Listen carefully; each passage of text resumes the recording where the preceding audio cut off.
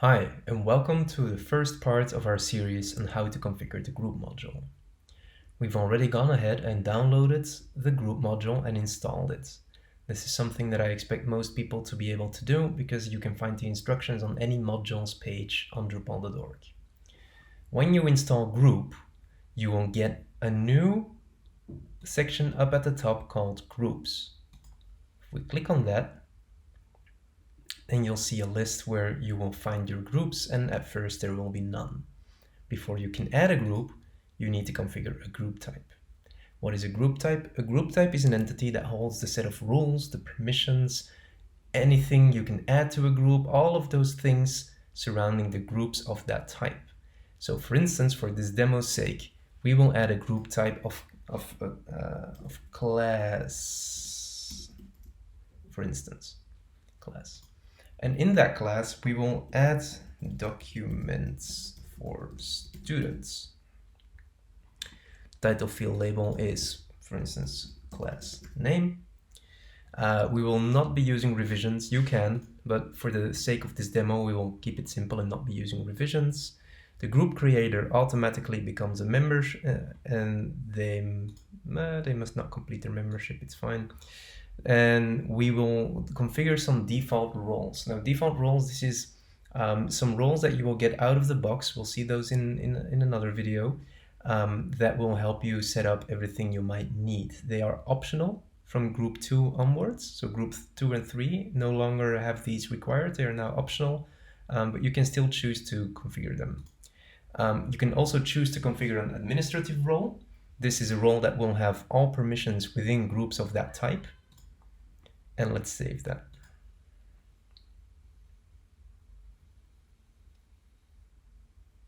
So now we have a group type called class, and let's look at what the options are. So we have manage fields. Those are fields that you can add to all classes. We can manage their form display and their display, just like you can do with nodes, with other entity types, you can do with groups. You can edit this group type. You can edit the permissions, you can edit the group roles, and you can set the available content. Setting the available content means that out of the box, when you have a group, or a group type more specifically, there is nothing that you can add to their groups, only users as members. But you can choose to be able to add more. So you can choose to be able to add basic pages, articles, any other type of node. You can even choose to add menus, web forms, anything you can think of. If it's an entity type, you can add it to a group. But for that, you'll need to download some modules that write the right plugins for you. Let's have a quick overview. So right now, we can see that you have group membership and it adds users to groups as members. Now, if we go to extend and we enable another module that ships with the group module called node group over here, subgroup doesn't ship with the group module, but it's in here because this is my dev playground. So let's enable group node.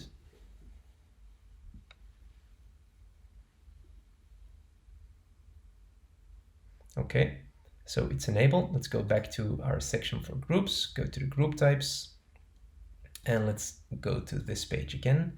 And you will see that now I can install these plugins that allow you to add something to that group type. So I could install the plugin for basic pages, and this you can gloss over the descriptions here to figure out what they do, but generally it's recommended to just leave it as is. And there, that's done. And now you'll notice that each of these have a couple more operations where we can manage the field and form display. You don't always need this, but it depends on what you're adding. So for instance, when you're adding users to a group as members, there will be fields there that might be important to you. For instance, what group roles does this user have as a member? So you might want to configure those fields and you know what they look like when you display them. However, when you're adding a basic page to a group, you usually only care about the basic page itself and not the relation between the basic page and the group. So when you can configure these fields, you can configure these form displays, but generally people tend not to use them. But for each plugin, they are there. So you have the option to use them should you want to. Okay, so now that we've configured our group type, let's quickly go over the other tabs. So I'm not going to go over the field UI tabs, but let's look at the roles one first. In the roles one, you'll see that we have the anonymous, outsider, member, and admin role, just like we asked to create. And you'll see that they have scopes, and this is where it gets a bit tricky. So the details are at the top, but a scope can either be outsider, insider, or individual. This means that if you as a user are part of a group, so you're a member of that group, then you are considered an insider. If you are not a member of a group, you're considered an outsider. We can hand out permissions to people who are either an insider or an outsider, depending on which actual Drupal roles they have. So this is a huge upgrade from group 1, because now you no longer need to hand out group-specific roles to get something done. You can just set it up and sort of copy the Drupal roles and add extra permissions to them for certain crowds. You can still create individual roles, and this is where that name comes up, which you can assign to individual members. So, for instance, if you have a teacher, then you can make them an admin in just their class. This is something you can do. If we were to add a new role, you'll see that you still provide the name, but then you can choose this. For instance, you can say this is an individually assigned role, then you just need to give it a name. But if you choose insider or outsider, then you need to choose which role to sync that with. So these are Drupal roles. And you can set this flag admin role, meaning that they will get all the permissions.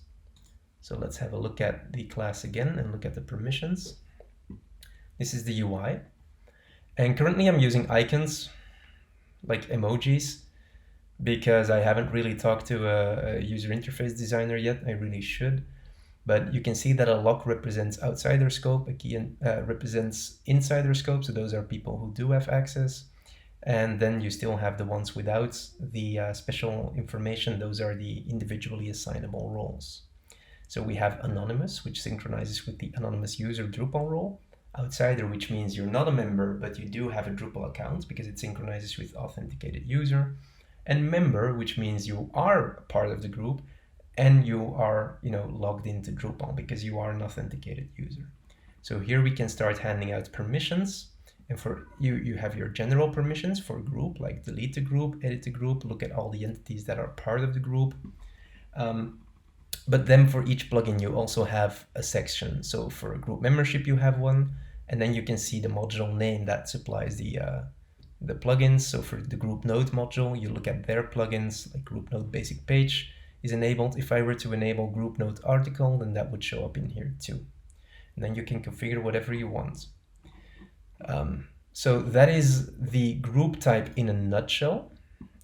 As soon as you've created the group, you can actually specify which of the individual roles should be assigned to a creator. We can do that on the group create form. Maybe I could, but now we don't yet. I'll probably add that as a feature later on. But because the roles haven't been created when you create a group type. But here you can choose to say that whoever creates the group becomes an admin of said group. I'm not going to save that right now. There is one key exception that you need to be aware of. Before a group exists, we cannot know what it is, so we cannot apply permissions to it. So whereas all of the permissions, once a group exists, live here, there is one permission that actually lives under the global area, and that is to create a group of a certain group type. So if we scroll down here and we look at group, there, it says create a new group. And then these are the ones that allow you to administer the group module. But create a new group of type class. If it doesn't exist yet, there can't be members. And if there aren't members, well, then they can't have permissions within a group. So this is the only permission that you need to look elsewhere for. Okay. Now, because I'm logged in as user 1, I should have permission to create one. So let's do that. And let's say, my English class. Let's save that. And it says create class and become a member, and it's published. Okay, let's do that. And then I get taken to this page and I get an access denied. And this is the cool thing. I'm currently logged in as user 1. I created a group and I'm not receiving access. This is the power of group. You can have all of the permissions on the global level, but on each individual group level, you need to have permission for that group. So how do we get that permission? Because I know that I created a group and I know that I'm a member. Well, we have multiple options. Let's go to our group type. So you can see in the list, it doesn't show up either because I'm not allowed to see it. So let's go back to the permissions and let's just quickly say that members can view the group. So we can view a published group as a member. Let's save that. Let's go back to the lists. Oh, there's my class. Cool. Let's try and view it.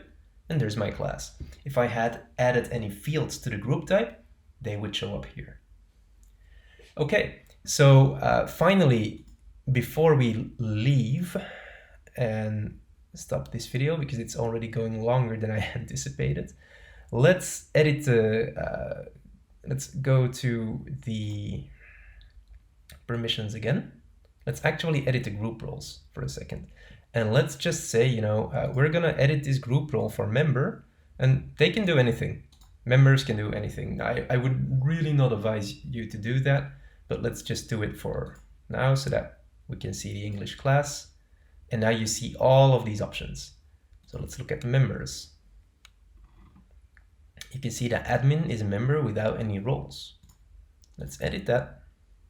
Let's make them admin by giving them the admin role. That currently doesn't do anything, but if I go back and I go to my group type, then if I go to the group roles, then I can edit that role again and make sure that not all of the members are an admin. So there we go. So now I took a little detour to make myself an admin. So if I were to go to those groups again, I can still do everything. You can see I have all of these operations here. If I go to my English class, I can do all of these things. Now, just to show you that the caching also works really well, if I were to edit my group role again, but this time I'm editing the admin one, and I'm editing, so you can see that I can't do anything to the permissions because, it's an admin role, so they're all checked. But let's edit that. Turn that off, and let's actually edit the permissions. Now you can see that now we can start assigning those permissions. So now let's say you can edit the group and you can view the published group. Save this, go back to the overview. It's still there. If I click on that, I can view and edit, but that's it. All of this changed instantly. Caching is enabled, but it invalidates the right caches for each individual group. So it's all taken care of. So this was a quick rundown, both like quick as in fast, but also, just all of the possible features. But there's so much more, but this is just how to configure a group type, how to add a group, and just setting up the basic permissions. What I would advise you to do is when you create a new group type, so for instance, we have school, let's just use school,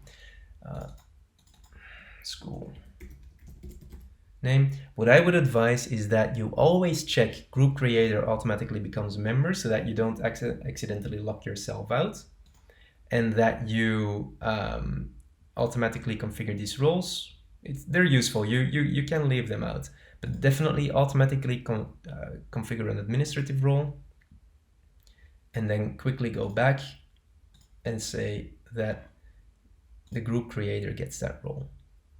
In hindsight, I think I can actually do this with an extra checkbox that says, assign the admin role, and that will make your life easier. But anyways, if you do that, then if we were to create a group of type school, my awesome school, create school and become a member, then instantly I can see it and I can do all of these things because I became a member automatically, but I also got the admin role. That is the configuration that I would advise you to use. But if you have more advanced use cases, obviously, do what you must. But this is the one that most people will want to use. Okay. In the next videos, we'll go into details on where to find those modules that have those plugins, how to write your own, how to set up the permissions, what they all mean, what the relationships are, what the plugin options are. We'll go into detail on all of those, but this was just a generic overview to get you started. I'll see you in the next video. Peace.